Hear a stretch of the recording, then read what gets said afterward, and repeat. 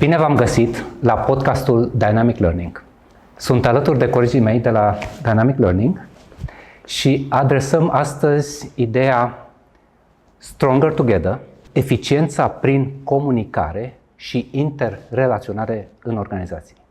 Și aș începe cu Gabriela, care este specialistă în comunicare SPR.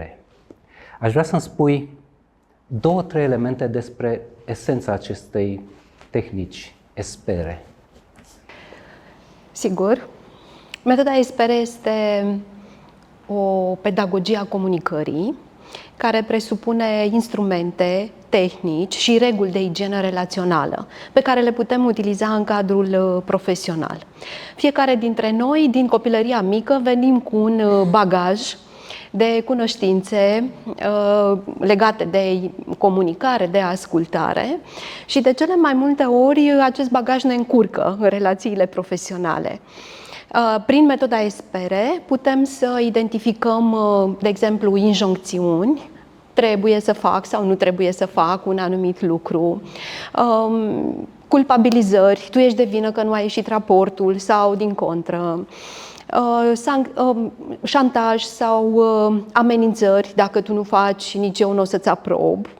Și toate aceste lucruri ne încurcă în comunicare sau într-o comunicare eficientă între noi la birou. Prin metoda SPR pot să identific tipul de mesaj care vine către mine, să-l transform, astfel încât să am o comunicare reală cu celălalt și să-mi trăiesc nevoile pe care să le îndeplinesc. Nevoia de a vorbi, nevoia de a fi ascultat, nevoia de a fi valorizat în munca pe care o fac, nevoia de a fi creativ și de a visa, de ce nu, în cadrul profesional și în limitele noastre profesionale. Și care vezi barierele pe care le întâmpini de obicei în comunicare? De cele mai multe ori, în interacțiunile cu oamenii, identific faptul că noi ne așteptăm ca celălalt să știe ce gândim, ce dorim, cum să realizăm un anumit raport, o anumită situație. Și atunci, printr-un exercițiu pe care îl propun, putem ieși din această așteptare a celuilalt, de a-mi ghici cum mă simt și ce fac, spunându-i sau comunicându-i concret, iată, astea sunt așteptările mele, mă aștept să fie așa, care este aportul pe care tu îl ai sau aportul pe care eu îl am în realizarea lucrului respectiv și care ar fi zonele cu care nu aș fi niciodată de acord, de exemplu. Super. Practic.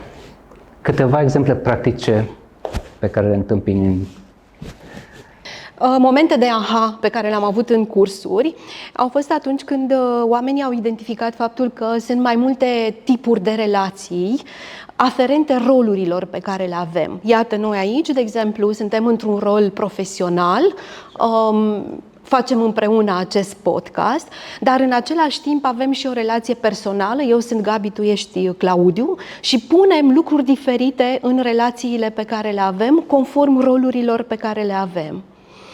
Și asta este edificator pentru oameni, tocmai pentru a nu încurca tipul de mesaje sau tipul de relații în care comunicăm. Și că la serviciu suntem prieteni, poate, dar cum să-ți spun că tu nu ai făcut bine un raport? Da? Că ar fi, poate nu mai considera prieten în momentul respectiv. Da? Și atunci mă ascult, văd cum anume, în ce relație urmează să-ți transmit mesajul respectiv, da? Și îți voi transmite. Iată, Claud, eu consider că acest raport nu este bine făcut pe relațiile noastre profesionale, nu pe cea personală. Super, super. Mersi mult. Mulțumesc.